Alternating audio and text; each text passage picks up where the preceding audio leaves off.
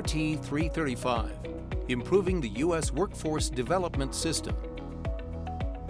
Everybody on construction projects and in the industry knows the impacts of labor shortages, whether related to skill levels, labor quantity, or both.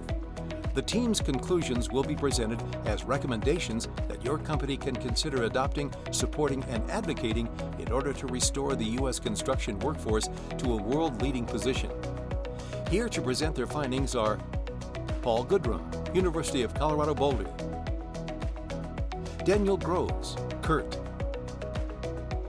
Steve Green, National Center for Construction Education and Research;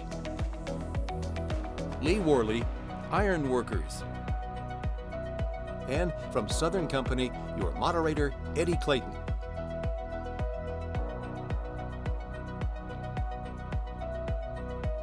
Good afternoon, everybody. It's no surprise to anyone in this room, no secret that the U.S. workforce development system is in need of upgrade, in need of repair. What was once the greatest infrastructure or one of the greatest infrastructures in the world has eroded because the qualified workforce that we need to build and maintain it is simply absent. The skill shortage has worsened to the point that it's not only hard to find qualified craft professionals, and they are professionals, but it's also impacting projects' schedule, cost, and safety. Today's presentation by Research Team 335, entitled Restoring the Dignity of Work, Transforming the U.S. Workforce Development System into a World Leader, will address how we can best invest the resources required to rebuild our nation's skilled workforce. So I'm going to introduce to you now the members of the RT-335 team. Dr. Paul Goodrum is the Nicholas R. Petrie Professor in the Department of Civil, Environmental, and Agricultural Engineering at the University of Colorado. He served as principal investigator for this team. And by the way, this is Paul's 9th CII research team. Please welcome Dr. Paul Goodrum. Lee Worley is the executive director for the Apprenticeship and Training International Association of Bridge, Structural, Ornamental, and Reinforcing Iron Workers, and is a 33-year veteran of the Iron Workers Local of Portland, Oregon. Please welcome Lee Worley. Steve Green is the Vice President of NCCER, formerly the National Center for Construction Education and Research, and has 40 years of construction management and workforce development experience for 3 major international contractors, Fluor, KBR, and Bechtel. Please welcome Steve Green. Daniel Groves is the Director of Operations for the Construction Users Roundtable, CURT. In his role at CURT, he assists with metrics, benchmarking, and implementation of leading industry practices. Daniel is also the co-founder and CEO of the Construction Labor Market Analyzer, which provides labor market intelligence and project risk mitigation technology. Please welcome Daniel Groves. And last but certainly not least, Eddie Clayton is the Contracting and Workforce Development Strategies Manager for Southern Company and co-chairs the Workforce Development Committee of CURT, and he also happens to be the current president of the Central Gulf Industrial Alliance. Please welcome this great team. I know you're in for a treat. Thanks, guys. Thanks, Tim. So to reiterate what Tim says, my name's Paul Goodrum, and I teach at the University of Colorado Boulder.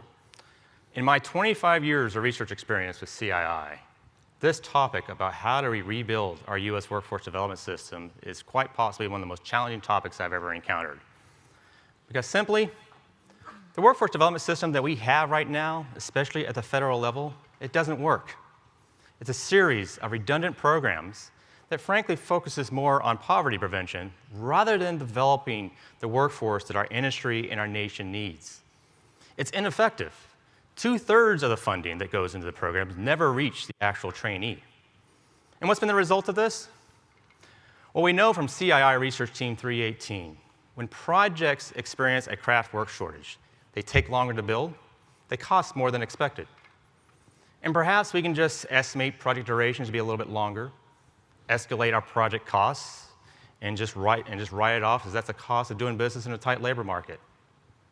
But what we also know is that projects that experience a craft worker shortage also experience a higher incident rate of accidents. And if you've seen this morning, CII and our industry are making great strides in improving the health and safety of our workforce. We can't afford to go back. This institute, CII, needs a robust workforce development system. And there's other challenges facing our industry. I know some of you saying, I've heard about this workforce shortage not just in the past few years, but I've been hearing it for decades. What's different? What is so urgent? Literally, the clock is starting to tick. The demographics are working against us. The workforce is aging. Within the next 10 years, 28% of our construction craft workforce will be retiring. By 2030, 40% of our workforce will be retired, primarily because by that point, the baby boomers would have reached retirement age. Let's face the facts. There is no strategic resource of construction craft workers waiting on the sidelines, waiting to come into the industry. It takes time to recruit, to train, to place, for an individual to become a seasoned craft professional. This industry needs a robust workforce development system. There's other challenges facing our nation. As you may have heard, the American Society of Civil Engineers estimates that it's going to take about $1 trillion to rebuild and reinvest in our nation's infrastructure system. And quite frankly, our generation hasn't been great caretakers of our nation's infrastructure system. What was once the envy of the world, the quality of our nation's roads and bridges ranked 16th in the world according to the U.S. World Economic Forum. 16th, how bad is that? There is about 195 sovereign nations in the world. So you might say, hey, we at least rank still in the top 10%. But with our available natural resources and technical intellects, we can and we should be doing better. So what does $1 trillion infrastructure mean to the workforce demand in our industry? If you look at the macroeconomic labor projections coming out of the construction labor market analysis systems of CURT, you see that our estimated spending baseline, without we look at the infrastructure spending, is healthy. Add to that, you see the expected spike coming about with it, as we expect to see with the infrastructure spending. What does that mean for the demand of craft workers? Well, from the baseline, typically for any given year going out, we need about 6 million craft workers to meet that baseline demand. Add in the infrastructure investment, and that demand goes up to about 1 million additional craft workers between around 2020 out to 2024. That's the demand. What's the supply? Figuring out the supply of available qualified craft workers is a hard nut to crack. There's not a lot of good data sources out there. I like to say the best bad data source that's out there is provided by the Bureau of Labor Statistics. And when you look at those baseline projections going out for supply, we're running short of about 1 million craft workers per year starting around 2020, going out to 2024. I'm absolutely positive that if given the opportunity, the government will find a way to spend $1 trillion. The challenge to our industry, to our nation, is do we have a workforce that actually can build $1 trillion worth of infrastructure? Things have to change. Beyond the data, though, we're in an interesting period of history where the climate and culture in the U.S. has changed the way we value, the way we look at certain occupations in the United States. And you see this in the communities. You see this how we look at high schools. When we look at that outstanding high school in a city or town, we tend to look at those high schools that have high college placement rates, high ACT scores, advanced numbers of AP classes, everything that has to deal with college readiness. Versus when we look at a high school that truly does have an outstanding career and technical education program, we typically label them as the alternative high school. That's not a good thing. Didn't always used to be that way. 1941, the U.S. Government is on the brink of entering into the Second World War. Desperate for cash, the War Department recruits industry leaders from around the country to help sell war bonds. One of those individuals is John D. Rockefeller. Goes across the nation talking about what made the country truly outstanding. One of the things he talked about is, I believe in the dignity of labor. Was that the fact that this nation was founded on the principle that all workers, all craft are equal in this country, valuable to society. That was a simple belief then that is true today. It doesn't need to be redeveloped, redesigned, rebranded. It just needs to be remembered. CII research, in my opinion, has had a tremendous impact on the capital effectiveness of our industry. But quite frankly, rebuilding our U.S. workforce development system goes beyond any type of implementation resource. Goes beyond, frankly, most any company in this institute. It takes a grassroots effort of changing how we look at government-industry collaboration, how we look at education systems in our country. So to address this issue, our team developed a series of policies. On each of your table is a short document of an advocacy document that talks about these policies. So let me tell you a little bit about how we developed those.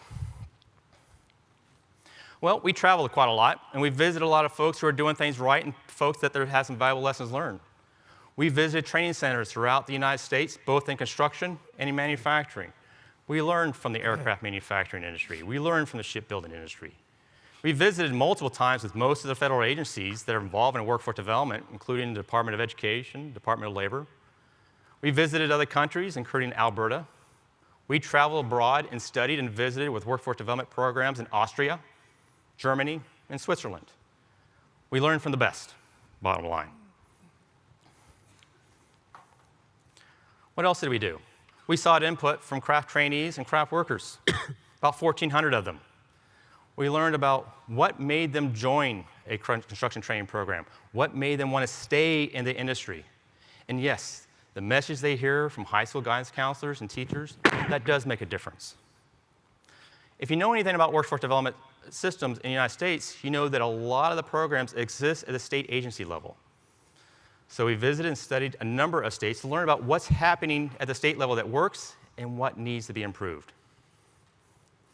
We also looked at a number of secondary data point sources, about 2 million data points across 21 different data sources. This study is one of the most comprehensive labor studies that focus exclusively on the construction workforce. You'll see in the advocacy document, when we talk about it, that we describe policies that need to occur in the short term versus those going to require more longer term efforts. We just didn't decide that over lunch. We use a process called the analytical hierarchy process to help prioritize those policies. So how do we start? Using a robust scientific process that you should always expect with CII research, we developed a series of 7 policies that include everything from revitalizing our work-based training programs, improving the representation of underrepresented groups in our CTE programs to get them into the industry, to, yes, looking at different funding mechanisms for career technical education and university programs in the post-secondary education level. There's a lot of people in this room, but I'm the luckiest one here because I'm surrounded by an outstanding panel of subject matter experts who have not just studied the workforce development system like I have, but live it day in and day out, and they have been doing so for decades. So without further ado, it's my pleasure to introduce Lee Worley, Training Director of the Iron Workers Impact. Lee. Thanks, Paul. Thanks. Thank you, Paul. Again, I'm Lee Worley, and I'm a graduate of the Iron Workers Apprenticeship Program in Portland, Oregon. I worked in the field many years being appointed apprenticeship coordinator, where I played a large role recruiting and indenturing apprentices. I never had a problem finding applicants.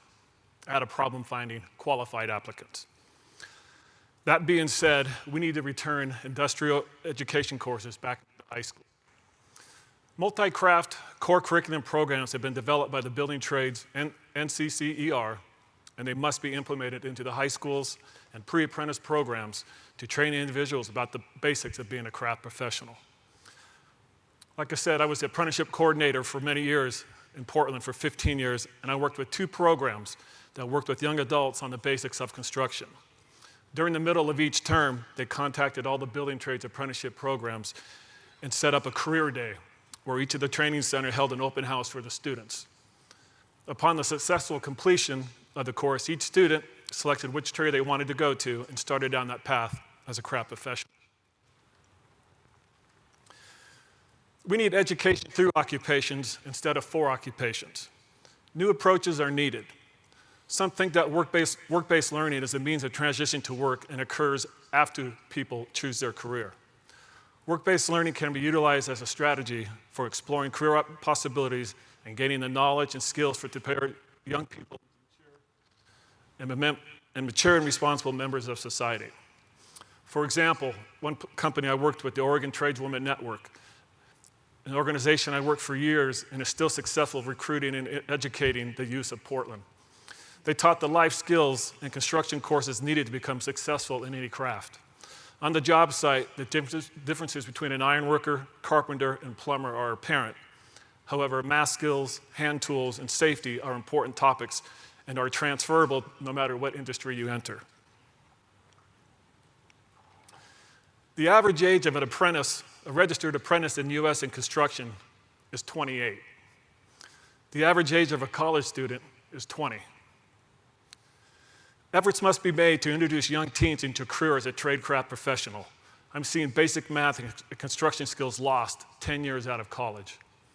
I've sat through countless interviews for individuals applying for my local's apprenticeship program. After the normal question and answer period, the interview committee often asked one last question that less than 20% could answer. How many inches are there in 2.5 feet? The case for public and private investment in off-the-job training programs is crucial to educate and train the workforce of tomorrow. I know many of you are thinking about the 2.5 feet question. Please think of this one small example as we move forward. We need to revitalize our work-based learning programs, increase the number of Department of Labor reps to states who provide guidance to existing and new programs. We need to make sure our country never has a shortage of skilled workers or skilled applicants. Mandate that apprentice and trainee programs be a part of every company's workforce policy. We need to constantly train for the future, not just occasionally to react to booming economies. A system to track enrollments and performance must be funded to ensure that the US is developing its future correctly and be a model for other countries to emulate. A contractor's safety performance is considered when awarding projects, that we must consider a contractor's workforce development efforts before the bid process begins. In the 1990s, changes in construction safety were mandated to help reduce the number of job site injuries and fatalities. Recognition of the importance of safety by the owners has resulted in significant industry-wide changes in safety performance. Likewise, we must measure performance in workforce development when awarding construction contracts. Owners and general contractors do not award projects to employers who have poor safety records. This same ideology should be applied to employers who are engaged in registered apprenticeship and workforce-based training programs to increase the number of individuals who help build our nation's infrastructure. Budget cuts and refocusing federal and state education funds in the past has led us to the current situation we're in. The construction industry needs qualified applicants entering the trades. We need to support and shape now our future workforce, supervisors, project managers, and owners of projects awarded to companies who participate in training programs, companies that invest, train, and mentor apprentices and trainees. To sum up, the U.S. needs to invest in work-based training to educate our nation's youth, both in and out of high school. We need to revitalize our learning programs by providing tax incentives for employers who invest in developing their workers. And we need to measure performance in workforce development when construction contracts if we are expected to transform the U.S. workforce system as a world leader. The commitment to publicly invest in these off-the-job training elements would be a game changer in increasing the number of individuals looking to build a future in construction. Next up is Steve Green, Vice President of NCC-ER.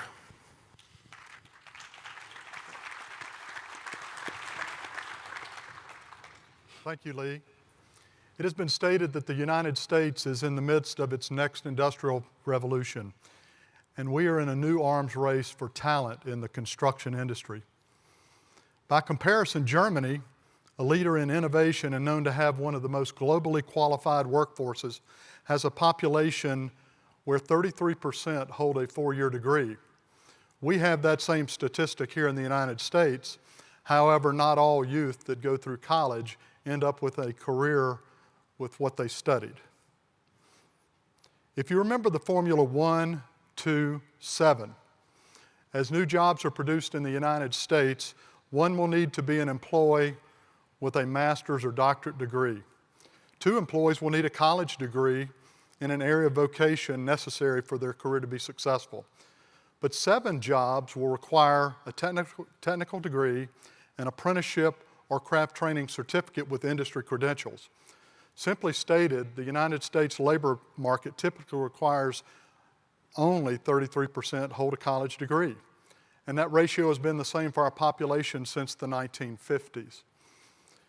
And all of these represent highly skilled professionals who deserve our respect. But as a result of more people entering college than needed for our economy and the available jobs, the U.S. population is experiencing mounting debt due to student loans.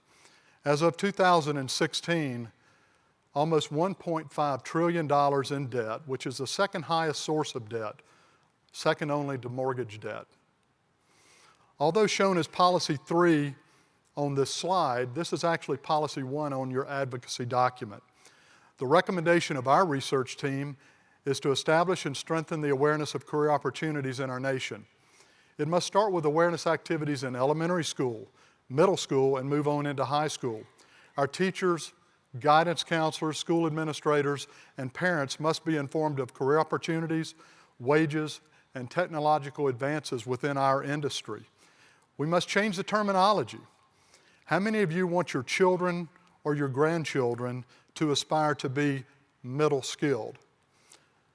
I personally feel that every welder, carpenter, iron worker, electrician, and plumber on your project sites is actually highly skilled.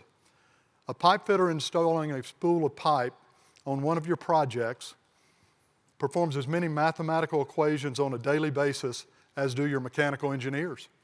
Let's not force career paths on our students, but raise awareness for all career path options that are available to them. We must speak of careers in a wonderful industry that we're all in, as opposed to short-term jobs on a project site. And our industry employs advanced technology and life-changing activities. We build the world and we make it a better place to live in. We must rebuild the image of our industry and the educational processes that support it. What Paul, Lee, and I have described to date have been somewhat short-term in nature, and some of these future policies that we'll talk about, the rest of our team, are going to take a little bit longer, but they're extremely important for us to succeed. What does it mean to be career ready? Career ready is defined as having the employability skills, the technical and job-specific skills, and core academic knowledge and skills needed to qualify for and succeed in job training or post-secondary educational attributes necessary for a career. In today's economy, a career is not just a job. It must provide a family-sustaining wage, pathways to advancement, and requires post-secondary training or education. If we look at the educational pipeline of success, as shown in this diagram developed from statistics from the United States Department of Education, of the 100% of youth that are entering the 9th grade in a public educational institution, only 80% of those young people graduate from high school. 55% of that 100% actually enter into some post-secondary school of study. And unfortunately, only 30% of the original 100% graduate from college within 4.5 years of the time that they started. And sadly enough, only half of those that finish with a college degree in the United States obtain careers within the vocation that they studied in college. When I was in high school in the early 1970s, I was enrolled in vocational education courses to learn carpentry. Today it is called career and technical education, not vocational education, or CTE as you've heard us describe already. Statistically, young people who are enrolled in CTE programs have significantly higher student test scores, and they have higher grade point averages in their studies. They have improved graduation rates. A young person that's in a career and technical education program typically will graduate from high school at 93% as opposed to non-CTE students in our nation's high schools. And they have a much clearer career path, as shown in the graph to the right, of career and technical student organizations as compared with non-CTE students. One of the primary goals and responsibilities of our United States education system is to provide the economy with an inflow of required talent for all society and for all careers. But today there's significant weight on college readiness, both governmental and societally. If you glance at the pie chart to the right, the issue will become very clear to you. The Newsweek report of public school rankings shows that higher rankings are heavily weighted by factors such as college enrollment rates, which is 25% of the weight, SAT and/or ACT scores, which is 17% of the weight, and advanced placement courses or international baccalaureate enrollment statistics, which is 18% of the weight. So therefore, our Policy 4 recommendation from our research team is to redefine how we measure our nation's secondary education system. At a minimum, all high school graduates must be career ready. They must be prepared to pursue a variety of post-secondary opportunities, to include career and technical education, work-based learning such as apprenticeship or craft training as Lee described, or pursue a college education. School systems should be evaluated with equal weighting to all post-secondary options. There's a disconnect between our industry and the educational community. A professor once argued with me that only colleges and universities educate professionals. I challenge and I counter that the construction industry is totally comprised of professionals. We employ management professionals, and as Lee talked about, we employ craft professionals. According to the United States Department of Labor, Bureau of Labor Statistics, women make up less than 4% of the employees in our construction industry. I saw a report earlier today where of the skilled trades, women make up less than 9%.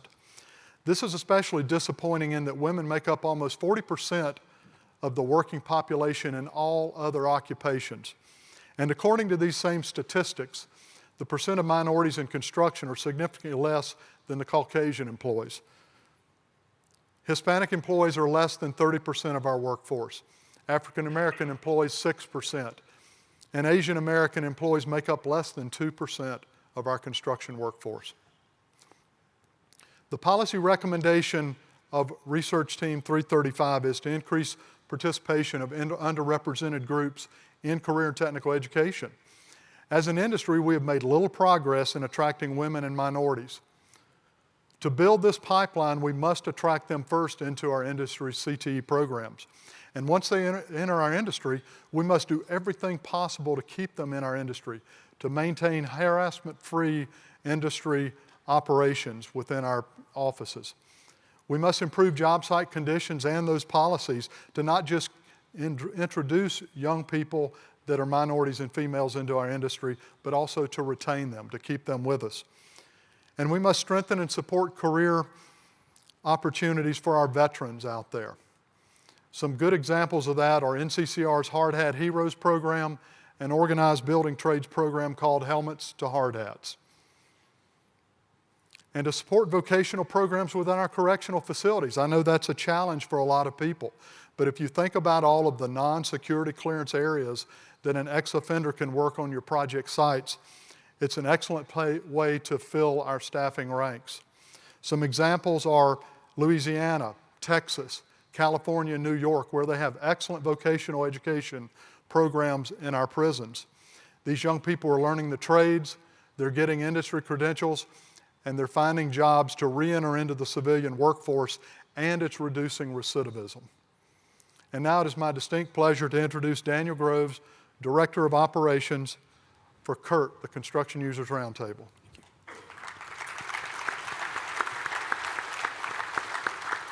We've heard about 5 great policies, and I'm going to talk about the last 2 of those. And any one of these by themselves would be the right thing to do. All of them together represent the capacity to fundamentally change the workforce development system in the United States, and that's really what we're trying to do. So let's talk about those. Policy number 6 is collaboration among the stakeholders. First, industry must lead. When I look at the workforce development system in the U.S., one of the biggest failures I see is the failure of leadership. Not that we don't know how to lead, we do. Not that we don't know what the solutions are, we know what those are too. What I wonder is if we have the will to make it happen. Think back with me just a few decades ago, when safety in the United States on our construction projects was abysmal. What happened? Owners one day said, that's enough, Projects are going to be safe, and there is no opt-out. And when that happened, safety changed, safety improved. Ironically, the same policy that we applied to safety in our industry has been recommended by owners for the industry since the mid-1980s, but we haven't made it happen. And that's an area where I think we need to significantly change and create a culture of investment in the workforce and respect for the workers. When we do that, I think we'll see change. Secondly, education must listen. Educators need to pay attention to what the needs are of the industry. What are the demands of the industry? What are the personnel that are needed? How do we need to be setting our curriculum and our training programs in order to meet that need? I remember a number of years ago when at CURT we were working on a workforce development initiative to help the industry be more aware of what the opportunities in construction are. So we were doing research, we were doing focus group testing of educators and of parents and of students. And I remember educators in particular, when we started, were completely ignorant, or mostly ignorant, of the opportunities in construction. And so by the time we finished that process and educated them a little bit, they swung from nearly unanimous disagreement to 70 to 80% of them saying, yes, we'd be willing to push our students in that direction if that was their interest. So if education listens, that's a significant opportunity for change. And then the last one is government must change. Now I know that sounds like an oxymoron, but industry needs government to work for and with them rather than across purposes. And we're going to talk more about that in just a minute or so when we talk about funding. So let's talk about this at a more practical level. When we've already heard that high school students, when they graduate, need to be industry ready and need to be career ready. And that's what Louisiana does through the Jump Start program, where every student who graduates is career ready, and some are also college ready, because that's the right emphasis in the right place. Every student has a path, and equal importance is given to a career path as it is to a college path with respect to funding. Great example to follow. Another one is Alabama, where there's recognition that a diverse workforce is essential to the economic growth of the state. But not every part of the state's the same, right? So you have economic development councils in each of these regions of the state. And so each of them are collaborating between industry and government and education in order to make sure that whatever the needs are that are unique to that region are being met through the education process. Another great example to follow.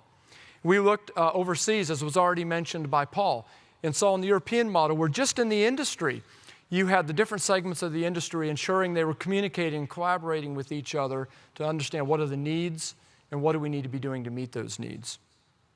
Just one more key change that needs to happen as well, and that's in this area. Consider with me for just a moment that we are in the 109th month of growth post-recession. That's the second largest period of growth in at least the last 125 years, and it shows no signs of abating. The longest period of growth was 120 months. And if you talk to most economists today, they'll say that all the indicators suggest that over the next 12 to 18 months, we should continue to see this growth. What's the point? Robust construction spending is occurring and expected to continue. But while way too many of us are arguing over what's the right price to pay someone to flip a hamburger or make a cappuccino, nothing wrong with that, there are way too few skilled workers who know how to read a level, or lay concrete, or weld, or wire a building, or connect two sewer lines. In fact, I would say there are too few people who know how to read a tape measure and can answer that question that Lee posed, how many inches are there in 2.5 feet? And that's where change needs to happen, particularly when you consider the fact that when you look at a college degree or a career opportunity, they're on par with each other. In fact, on average, the opportunity for a skilled and trained worker is slightly better. We have about 4% unemployment in the U.S. That's 7 million, roughly, 7 million workers not in the workforce. We need to do something to get them back in the workforce. And one of the opportunities is through welfare reform. Consider the fact that 72% of the states are paying at least minimum wage in terms of their welfare benefits. And you can see other states are paying even more than that. One key thing to note is that $1 of welfare benefits is not equal to $1. It's $1.25 or $1.30 or even more depending on where they are, because those are not taxed in the same way the ordinary income is taxed. So it's become far too lucrative to not work. And I wouldn't say that government is the cause of too few workers in the workforce, but it certainly is financing it, and welfare reform is needed. And I'm so happy to see that the President is giving states the opportunity and the capacity to do that. So this policy number 6 is where industry, who is struggling to fill the pipeline, ensure that there are enough of the right workers in the right place at the right time to meet demand, are in a collaborative environment with education and government so that we can truly change this system. Yet, when you consider the level of funding that's happening for CTE, and by the way, that is the most important funding that matters to us, because that's the funding that is used to train our workers. That funding over the last 10 to 12 years has declined a minimum of 18%. Meanwhile, look at the funding for higher education. It's grown exponentially. It's out of balance. It's out of balance particularly when you consider the fact, as was noted earlier, only about a third of our workforce needs to have a college education, and the remaining 70 to 75% need a 1 or 2 year degree. So all of this is against the backdrop that for every one job that needs a master's degree or more, there are 2 jobs requiring an undergraduate degree, but 7 jobs that are requiring a 1 to 2 year certification. So we're way out of balance. Let me put a little bit finer point on that as I wrap this up. Look at the 2 columns to the left. Those 2 columns represent your tax dollars that are being spent to educate the workforce. Pretty small number. Compare that to the 3 columns in the center based on our research, looking at 3 European countries that are spending considerably more to educate their workforce and train their workers. Now, what's the difference between these 2? Other than the magnitude of the spending difference, one of the key differences is that the workforce spending is largely administrative, as was already indicated. The dollars in Europe are being spent 100% on training the individuals. Nearly $4,700 on average is spent by industry to train their workforce, even while they're still paying the taxes that are not really being effectively used on the left-hand side there. And then you look at the $9,700 plus that is being spent for us to send our students to a 4-year university. That spending is way out of whack. That spending doesn't even include debt. So when you factor student loans into that $9,700, that number swells to about $15,000 per individual. Something needs to change here, and that's why we're advocating through this 7th policy that there be much more balanced funding between career, CTE funding, and higher education. If the President's infrastructure spending plan comes to fruition that we talked about earlier, we simply will not have enough workers to get that job done, to get all that work done. For every $1 billion of new spending, we need another roughly 6,000 to 6,500 new workers. So I submit to you that each of these policies that we are presenting today need action and need action immediately. And if we don't do this, we're going to miss the opportunity to leave a lasting legacy of improvement for the workforce of the future. Now I'd like to introduce Eddie Clayton with Southern Company, who's also the chairman of the Workforce Development Committee at CURT. Thank you, Daniel.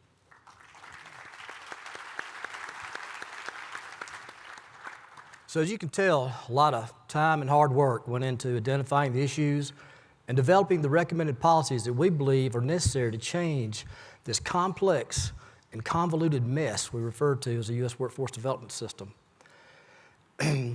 The industry associations at the top of this slide, the NCCER, the Iron Workers Impact, CURT, and CII, along with all of the academic institutions, the contractors, and the owner organizations that are on the bottom part of this slide, we're all actively participating in developing this study. I'd like to give special thanks and recognition to the NCCR Board of Trustees for funding the bulk of this study, and also for the generous contributions of the Iron Workers Impact and CURT.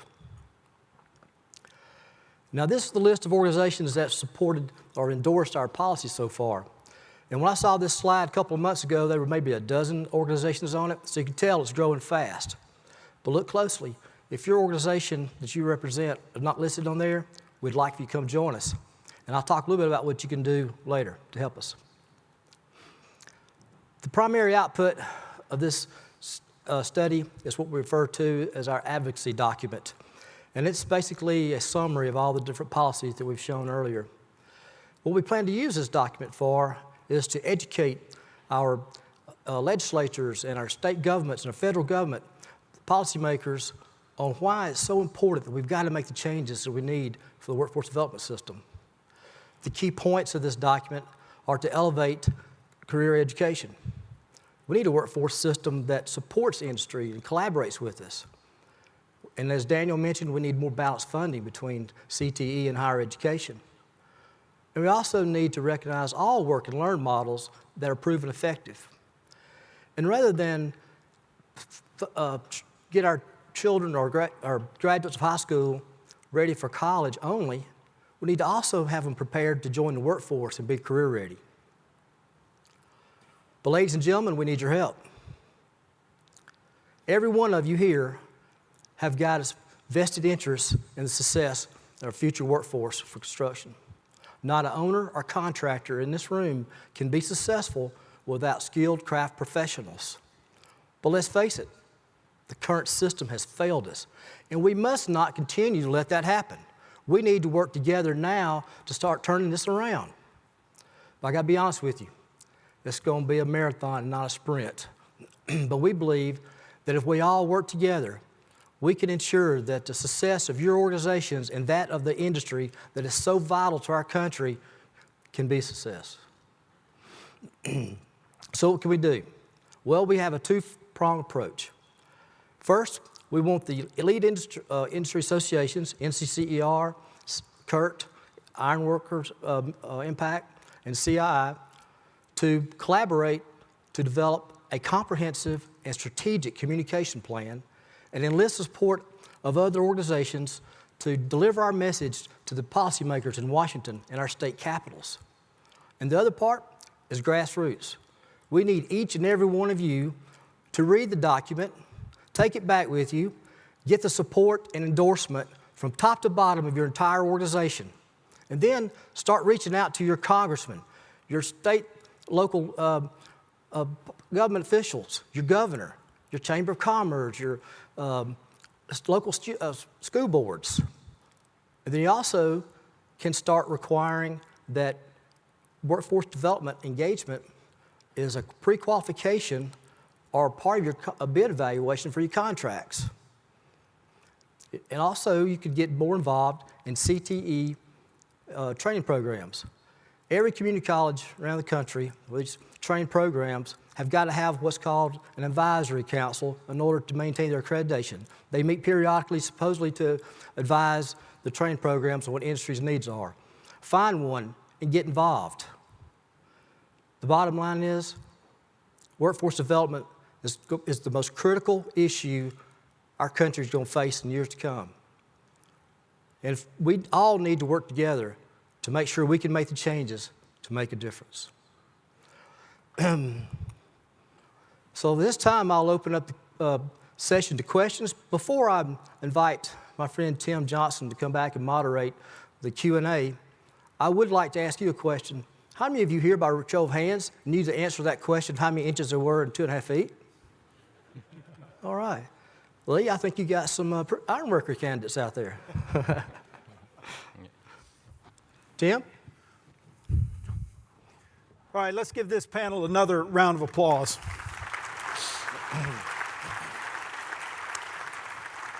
I have had the great pleasure of being involved in workforce development for 20 plus years, and I know the amount of work that went into this research and this study and this advocacy document, so we hope that you will take advantage of it, use it, promote it as we go forward. We got a bunch of great questions, so we're going to get started, and we're going to just throw them open there and let the panel wrestle with them. We've got about 5 minutes left here to try to make this happen.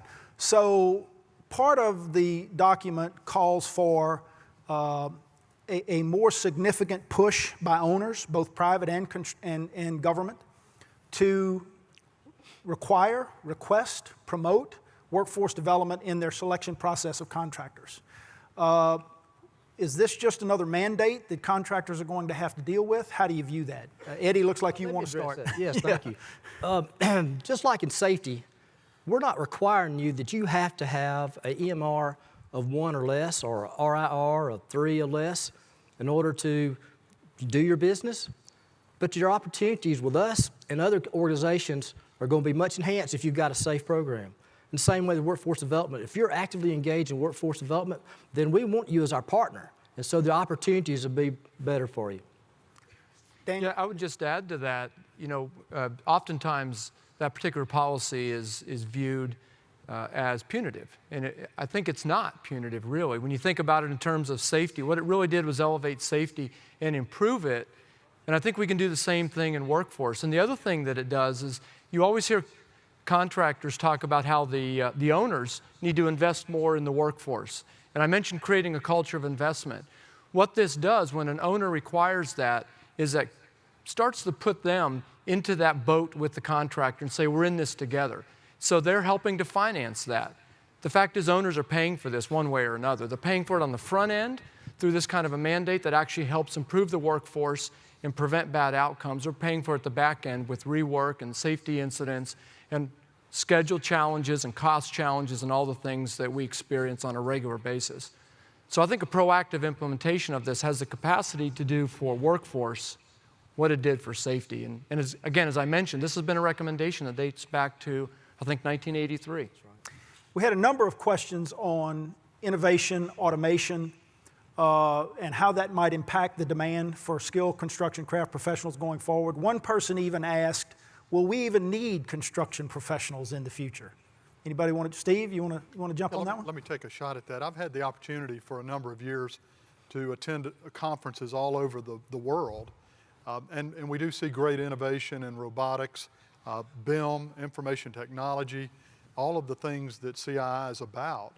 But we still need our personnel. We still need our craft professionals. I can't ever think of a day that a spool of pipe can be installed in a pipe rack that was erected by an operator instead of an iron worker, and a pipe bridge that was filled with pipe by anyone except a pipe fitter. So we're still going to have to qualify our workforce. I think the other piece is the demographics work against us, as was talked about earlier by the executive from General Motors. In 2029, the youngest of our baby boomers will be walking out of the workforce at age 65. And what's coming behind that is a population, instead of 72 million of us that were baby boomers, it's 44 million that are the X, Y, and Z and millennials. So we've got a natural attrition of our workforce. And so we're going to have less people to choose from. We're going to need the innovation, but we still have to have skilled and trained craft professionals. Unfortunately, that's all of the time that we have for this panel. I know that these individuals are going to be around over the course of the next day and a half. If you have questions that you ask and we weren't able to get to, and there were about 25 of them, honestly, seek one of these folks out and make sure that you get your question addressed. Let's give them one more round of applause. Who's got the click?